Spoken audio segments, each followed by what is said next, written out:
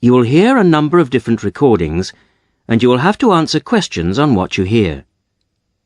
There will be time for you to read the instructions and questions, and you will have a chance to check your work. All the recordings will be played once only. The test is in 4 sections. Write all your answers in the listening question booklet. At the end of the test, you will be given 10 minutes to transfer your answers to an answer sheet. Now turn to Section 1.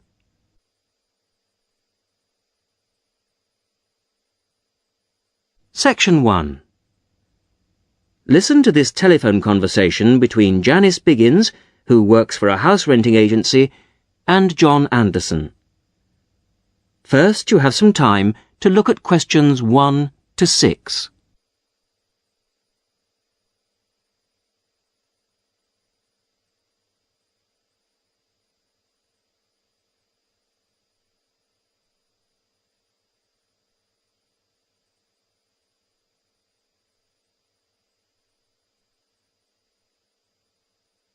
You will see that there is an example which has been done for you.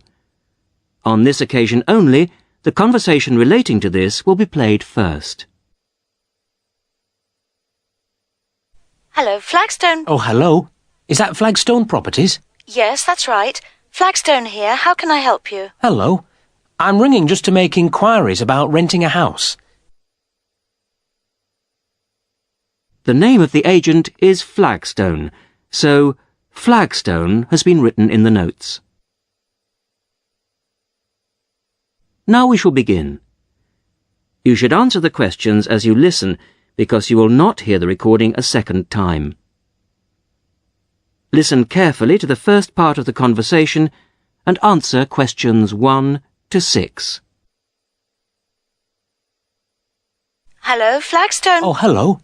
Is that Flagstone Properties? Yes, that's right. Flagstone here. How can I help you? Hello. I'm ringing just to make inquiries about renting a house. My name's John Anderson. Yes, Mr. Anderson. What sort of thing were you looking for? 2-bedroom house with garden. Well, yes, sir, that shouldn't be any problem. Just to let you know that our main areas, the main areas we deal with are the city centre itself. City centre, uh-huh. And the north suburbs. Oh, well, we were most interested in the northern areas, actually. Right, yes. What sort of price were you thinking of? Well, could you give me some idea? Certainly.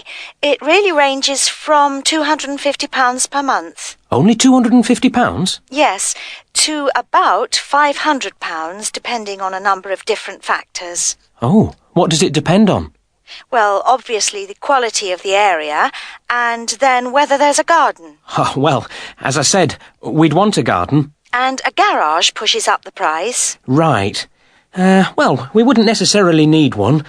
I think about £350 a month would be our limit. OK. Well, would you like to have a look at a couple of properties, sir? Yes, that'd be great.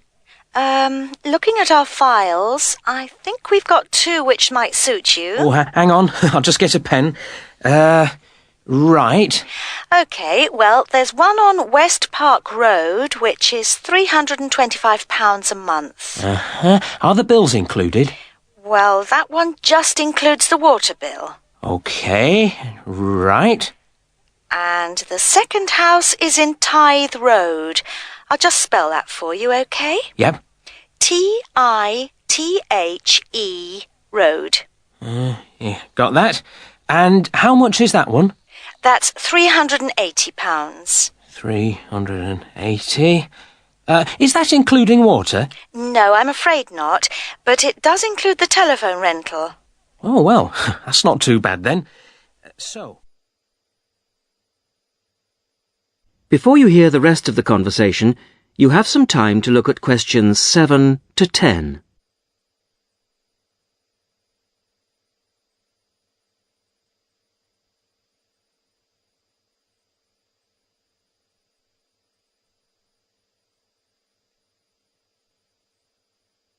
Now listen and answer questions 7 to 10. So when would you be available to see them? Well, I'll be in town next week, say Thursday. No, I'm sorry, we don't have any availability for Thursday. How about Wednesday afternoon? OK. That's fine. Would 5 be OK? Yes, fine. 5 o'clock it is. Just come to the Flagstone offices. Oh, before I forget, what sort of things do I need to get done, to rent with you? Well, the most important thing is a letter from your bank. No problem.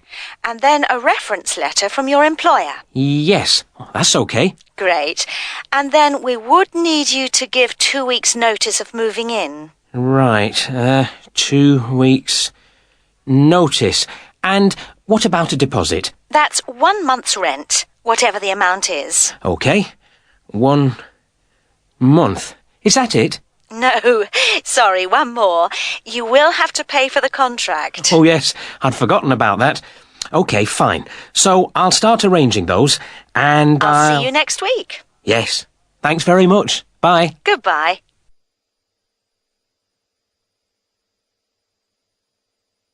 That is the end of section 1. You will now have half a minute to check your answers.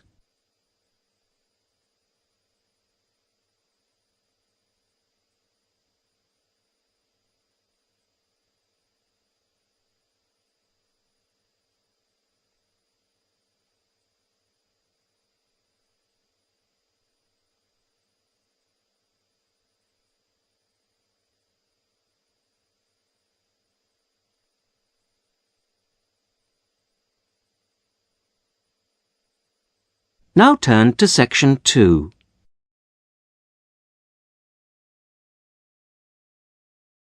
Section 2.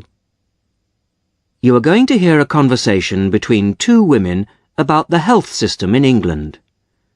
First, you have some time to look at questions 11 to 17.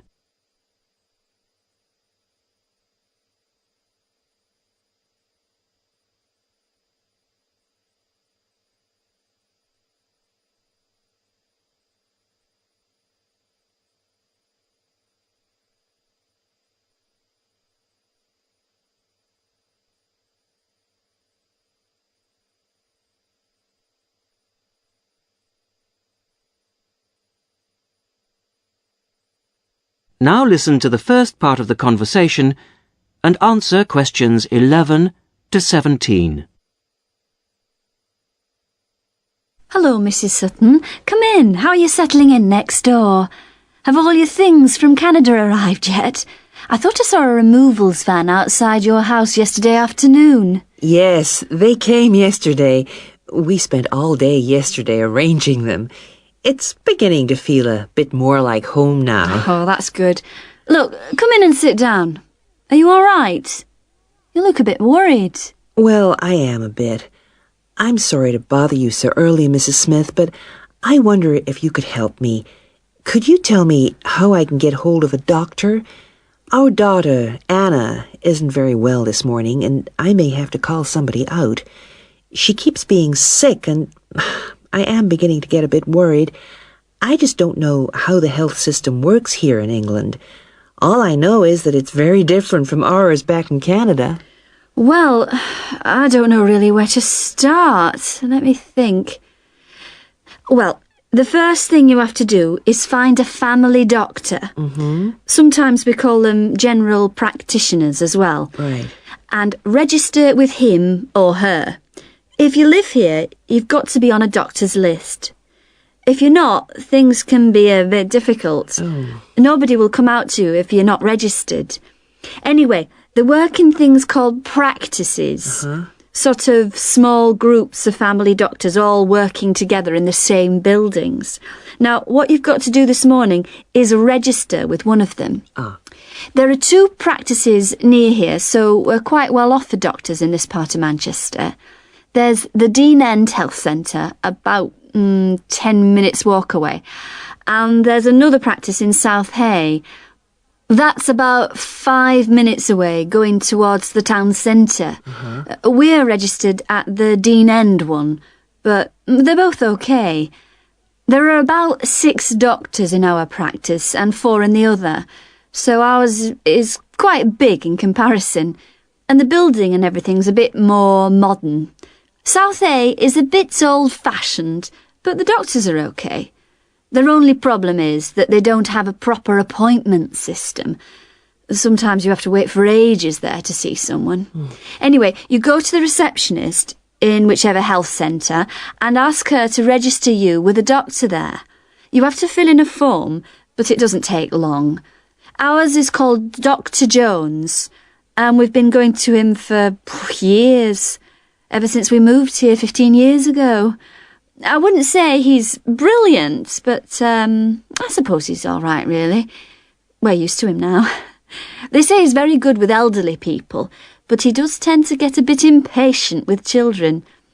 Listen, the one who's supposed to be really good with small children is Dr. Shaw. I've heard lots of people say that. She's young and she's got small children of her own, so you could try registering with her. And if her list's full, I heard somebody say the other day that there's a really nice young doctor at South Hay, a Dr. Williams. He holds special clinics for people with back trouble, but that's not really your problem, is it? Now you have some time to look at questions 18 to 20.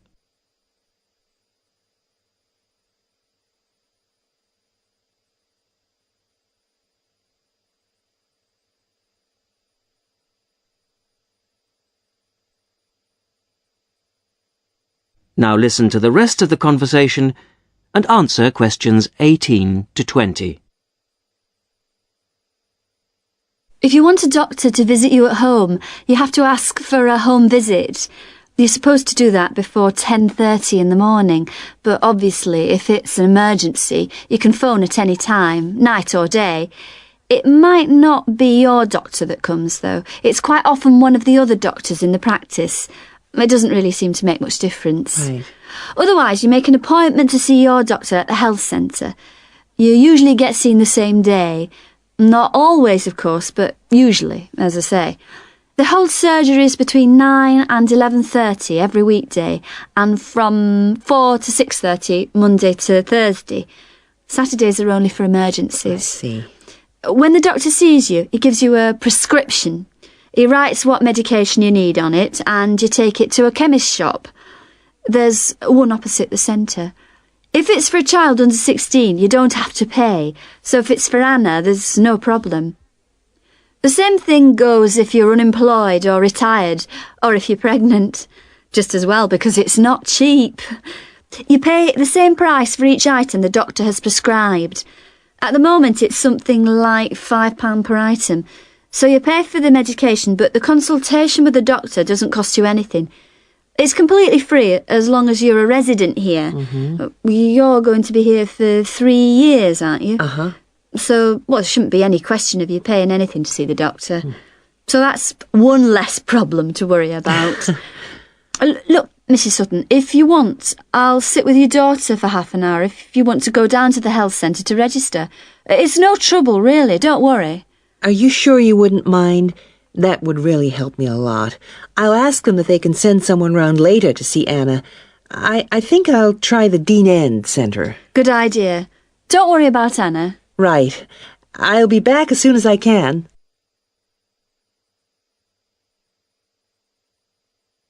That is the end of section 2. You will now have half a minute to check your answers.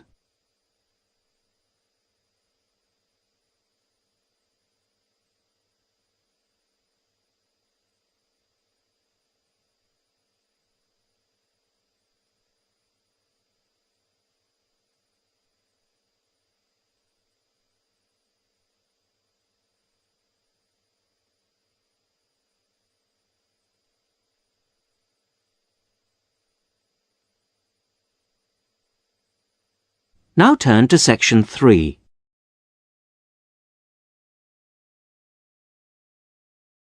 Section 3. You're going to hear a university tutor interviewing a candidate for a place on a postgraduate diploma course in teaching geography. First, you have some time to look at questions 21 to 27.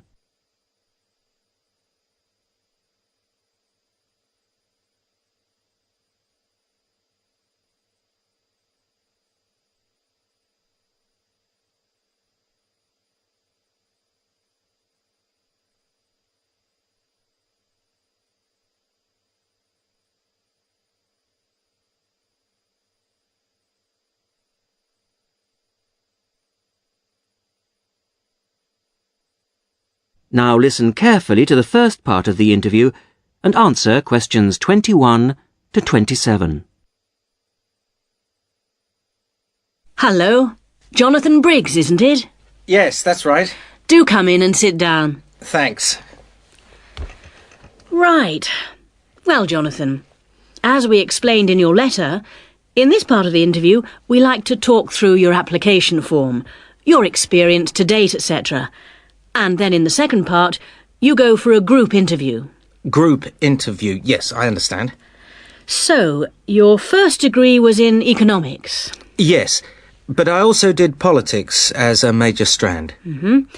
And you graduated in 1989. And I see you've been doing some teaching. Yes, I worked as a volunteer teacher in West Africa. I was there for almost 3 years in total, from 1990 to 1992. How interesting. What organisation was that with? It's not one of the major ones. It's called Teach South. Oh, right. Yes, I have heard of it. It operates in several African countries, doesn't it? And what kind of school was it? A rural cooperative. Oh, a rural cooperative. How interesting.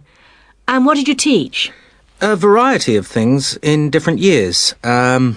I did, with forms 1 to 3, mainly geography, and some English with form 5. Then, in my final year, I took on some agricultural science with the top year. That's form 6. Right. Quite a variety, then. I also ran the school farm. How interesting. Before the interview continues, you have some time to look at questions 28 to 30.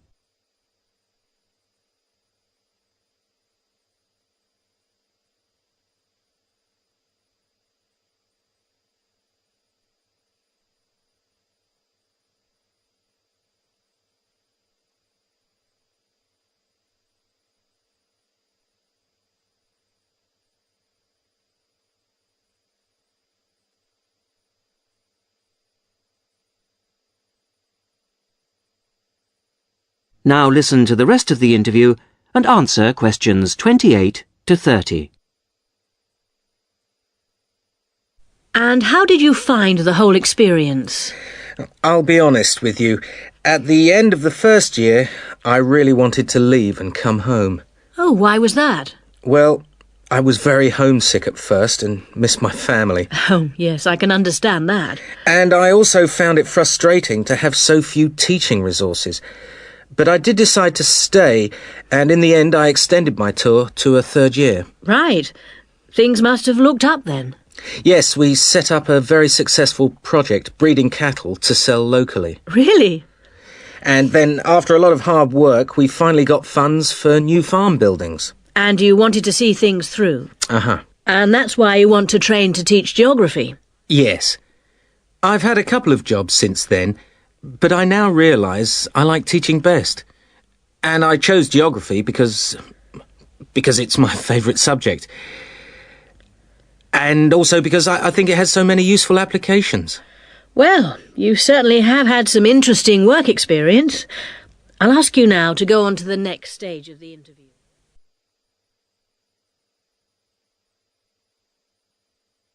That is the end of section 3. You will now have half a minute to check your answers.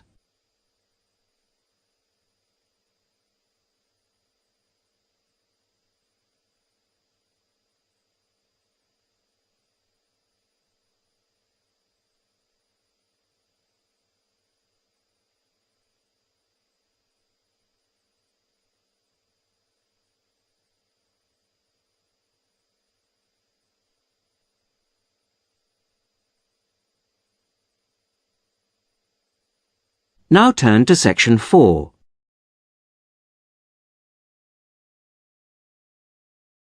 Section 4. You are going to hear a radio talk on back pain given by Dr. Paula Clayburgh of Liverpool's Wilton Clinic. First, you have some time to look at questions 31 to 40.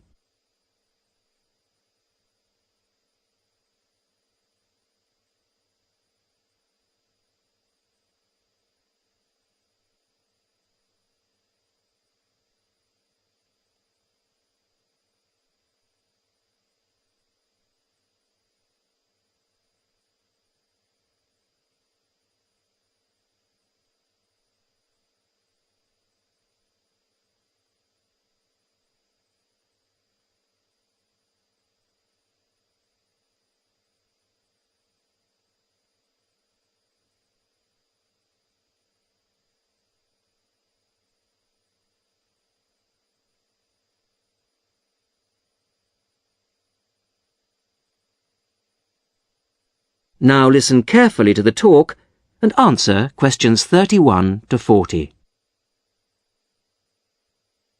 Today's Health Council is presented by Paula Clayburgh, who is the Chief Counsellor at Liverpool's famous pain clinic, the Wilton Clinic. Paula.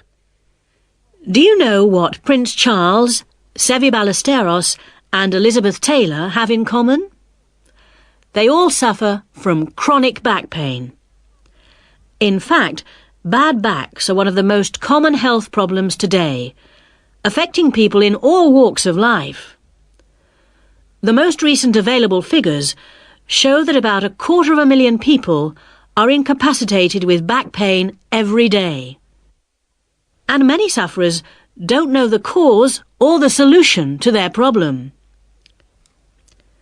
The majority of our patients at the clinic tend to be women. They are especially vulnerable because of pregnancy, but also because of osteoporosis, which I personally believe to be the major cause of problems for women. I have many women patients who say they have completely given up exercise because the pain makes them so miserable. But of course, that starts up a vicious circle. Bed rest, giving up exercise, and painkillers are traditional responses to back pain.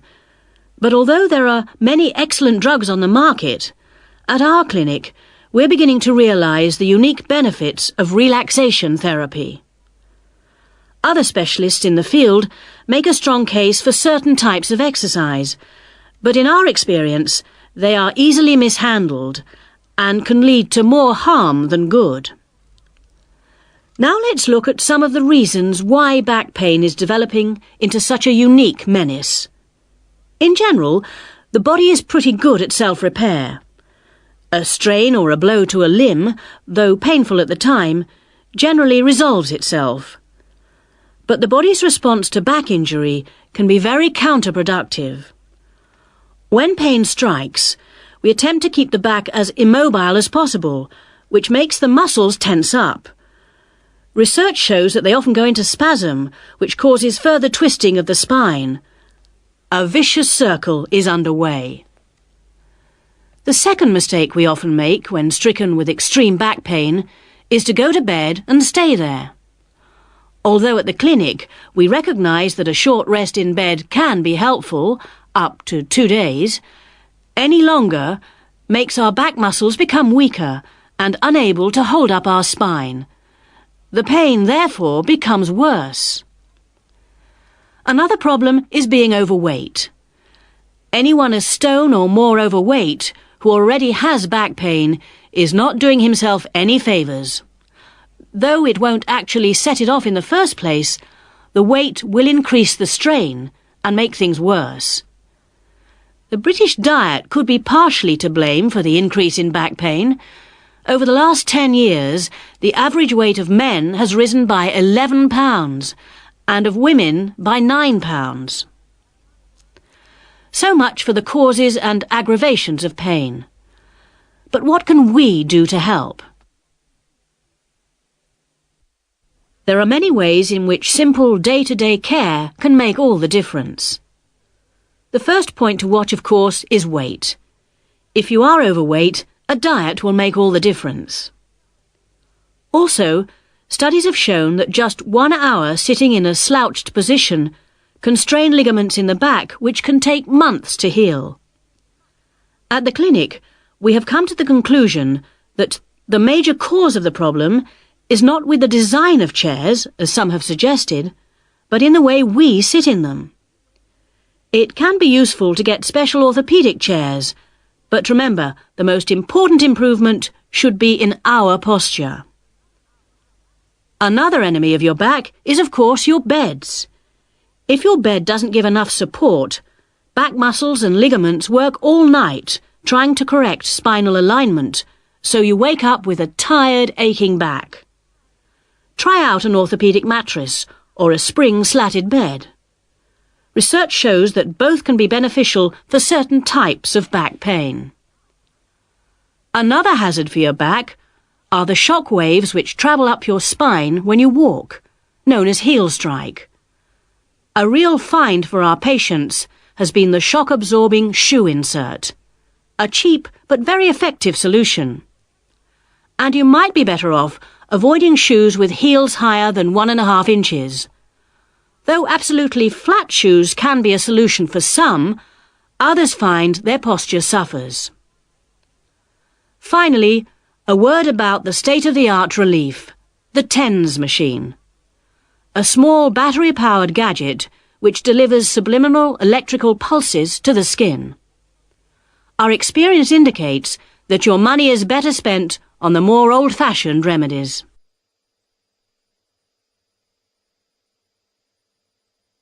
That is the end of section 4. You will now have half a minute to check your answers.